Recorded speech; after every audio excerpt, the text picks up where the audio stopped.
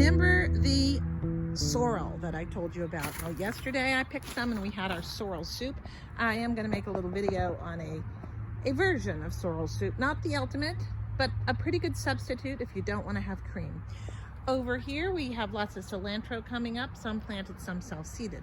And I finally got in here and cleaned out this bed and planted it up for the summer. I'm going to be putting this row cover over it, insect netting, because they're brassicas and I don't like those bratty white butterflies that lay those awful cabbage worm eggs on the brassicas and eat them all up. So what we have planted in here are transplants from that I started from seed back in early February. We have some red acre cabbages here, and then we have some Lasagne kales. And in the back, underneath some ashes there, I have some Salindia beets planted. I hope they come up. I love them.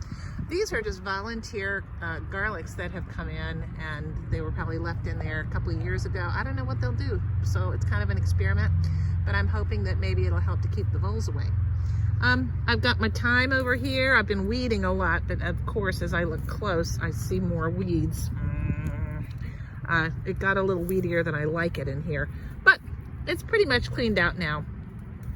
All right, so what else is planted in here? Well, I've got the cilantro that self-seeded from last year. There are a couple of little self-seeded dill starts.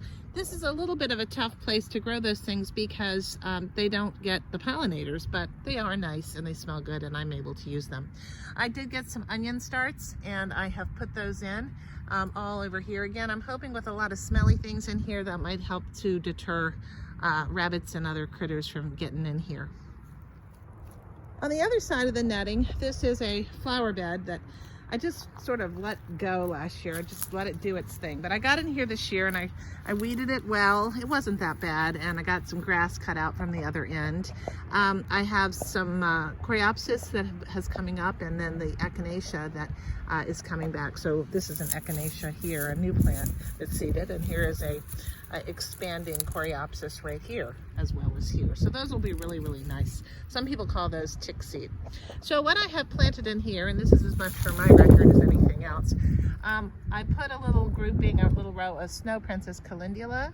I put a little passel of dill back there, and I put a little passel of borage back there.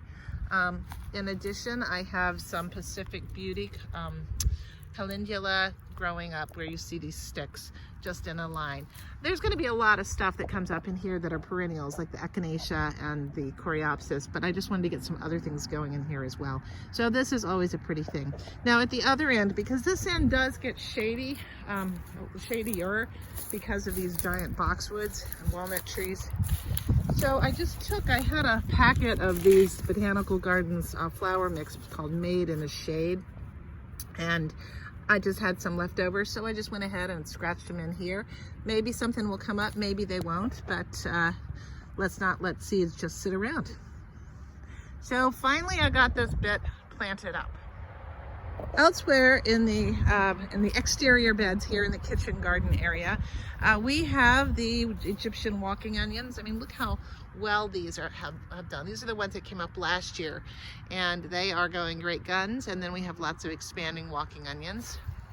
Here's the garlic bed down here, looking pretty good. And all in all, things are coming along back here.